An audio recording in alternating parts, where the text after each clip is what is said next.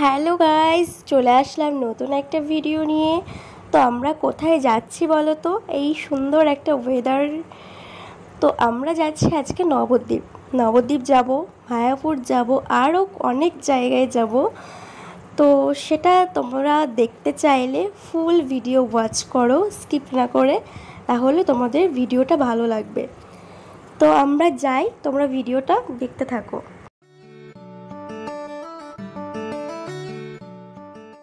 তো আমরা চলে এসেছি আর এখন আমরা স্নান করব এখান থেকে। আর দেখো এখানে এত হনুমান, শুনেছি বৃন্দাবনেও নাকি এরকম হনুমান থাকে, এর থেকেও বেশি। তো ঠিক সেই রকমই এখানেও। তো চলো আমরা স্নান করে নিই। তো স্নান করে আমরা এখানে এসেছি পুজো দিতে, ওখান থেকে জাস্ট একটু দূরে। তো আমরা এখানে পুজো দিতে গিয়েছি আর আমার বর এখান থেকে ভিডিও করে দিচ্ছে, কিন্তু আমার মাথা মুন্ডু কিচ্ছু দেখা যাচ্ছে না এখানে। তো আমরা এখানে পুজো করছি, দেখতেই পাচ্ছ। এখান থেকে পুজো করার পর আমরা আর একটা জায়গায় যাব। তো সেটা কোথায় বলো তো? সেটা হচ্ছে সবার প্রিয় জায়গা মায়াপুর। তো মায়াপুরে আবারও যাব। এখান থেকে এই যে ঘন্টা বাজিয়ে চলে আসলাম। তো চলো যাওয়া যাক এবার আমাদের নেক্সট ডেস্টিনেশনে। তো এবার আমরা লঞ্চে উঠে পড়েছি আর এখন যাব আমরা মায়াপুরের উদ্দেশ্যে। মনে ভীষণ আনন্দ নিয়ে যাচ্ছি। তো চলো যাওয়া যাক।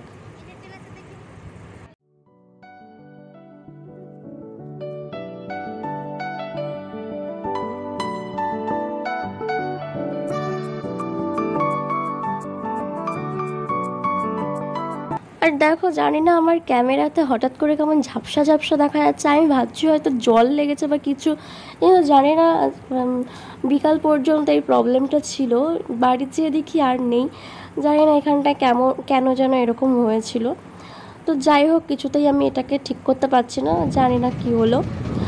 তো তারপরে লঞ্চ থেকে নেমে যাওয়ার পর আমরা টোটোতে উঠে পড়েছি।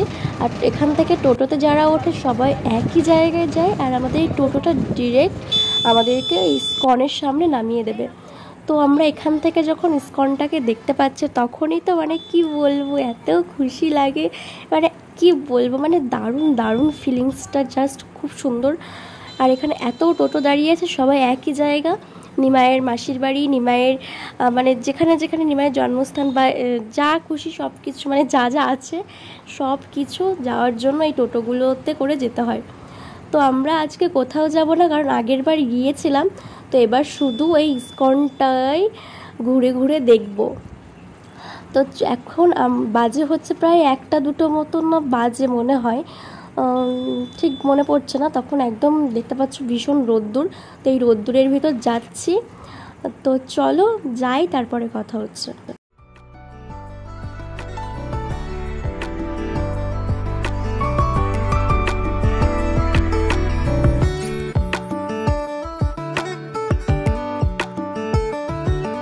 আর আমরা চলে এসেছি, এখন আমরা নেমে পড়বো। আমি যে ভিডিওটা স্টার্ট করি, ভিডিওটা যে কন্টিনিউ করব, সেটা আমার কিছুতেই মনে থাকে না, কারণ তোমরা সেভাবে ভিডিও দেখো না, কোনো রেসপন্স নেই। তবে কী করে মানে একটা ভিডিও করার একটা জোর চাই যে ভিডিও করছি, আমার জন্য আমার ভিডিওগুলো মানুষ দেখবে, সেরকম কেউ দেখে না। ওর জন্য আর কি মাথা ভেতর অত থাকে না। তো যাই হোক, ভালো জায়গায় এসেছি, ভিডিও না করলে হবেই না। এখান থেকে ভিডিও করব, কেউ দেখুক বা না দেখুক, আমি তো বারবার দেখবো। তো যাই হোক, আমরা কোথায় এসেছি বলো তো? এখন প্রসাদ কক্ষতে, এখন প্রসাদ খেতে এসেছি। তার জন্য হাতে নিয়ে নিয়েছি কুপন। চলো যাওয়া যাক।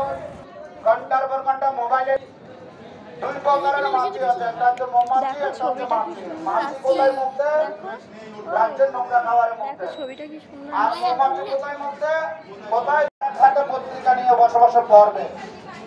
হ্যাঁ, ব্যক্তি খাবে আর পত্রিকা নিয়ে রাজ্যের নোংরা খবর করবে।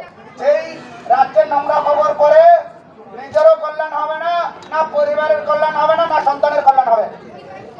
তো নিজের কল্যাণের জন্য, নিজের পরিবারের কল্যাণের জন্য, নিজের সন্তানের মঙ্গলের জন্য গীতা পড়া উচিত।